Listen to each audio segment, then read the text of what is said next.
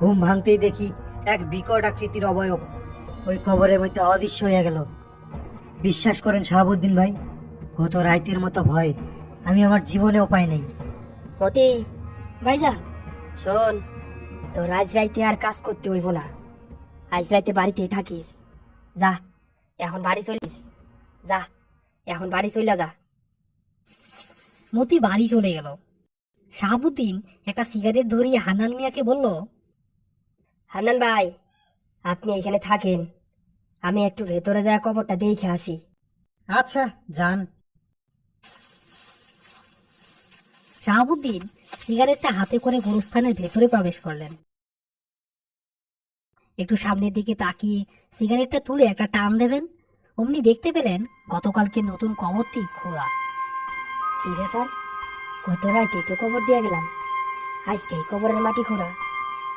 হান্নান ভাই, হান্নান ভাই, ও হান্নান ভাই, এদিকে আসেন। ভাই বলেন, কি হয়েছে? হান্নান ভাই, সর্বনাশ হয়ে গেছে। সর্বনাশ মানে কি কইতাছেন আপনি? গতকাল যে লাশ দাফন করছিলাম, লাশ তো চুরি হয়ে গেছে। লাশ চুরি হয়েছে মানে?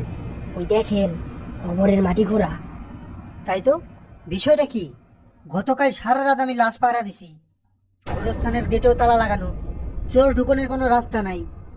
তাইলে কি শিয়াল কুকুর আইসা কবর খুঁজে গেছে? আরে না ভাই, শিয়াল কুকুর ঢুকনেরও রাস্তা নাই। হান্নান ভাই, আমার মনে হয় কি, গতকাল রাইতে যে ঘটনা ঘটছিল সেটা কোনো সাধারণ বিষয় না। আমরা তিনজন একই স্বপ্ন দেখছি, নিশ্চয়ই কোনো রহস্য আছে। শাহাবুদ্দিন ভাই, আমারও তাই মনে হয়। বিষয়টা নিয়ে আমাদের কিছু করা উচিত। আচ্ছা, আজকের দিনটা যাক, কালের একটা বিহিত করবো নে।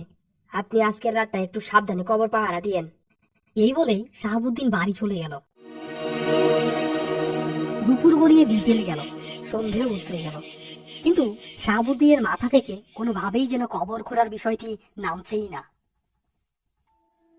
বিছানায় শুয়ে এপাশ ওপাশ করতে করতে কখন যে ঘুমিয়ে পড়লো সে বুঝতেই পারল না। হঠাৎ মাঝরাতে কি এক বিকট শব্দে ঘুম ভেঙে গেল শাহাবুদ্দিনের। গতকালকে ন্যায় বেশ সন্দেহ হওয়ায় দ্রুত বিছানা থেকে উঠে জানলার পাশে গেল সে। গিয়ে দেখলো গতকালকের সেই লোকটি কি একটা আঁকড়ে ধরে বিপরীত মুখ করে বসে বসে কাঁদছে। শাহাবুদ্দিন ভাই, শাহাবুদ্দিন ভাই, আমারে সাহায্য করেন, মুক্তি দেন আমারে, আমারে মুক্তি দেন।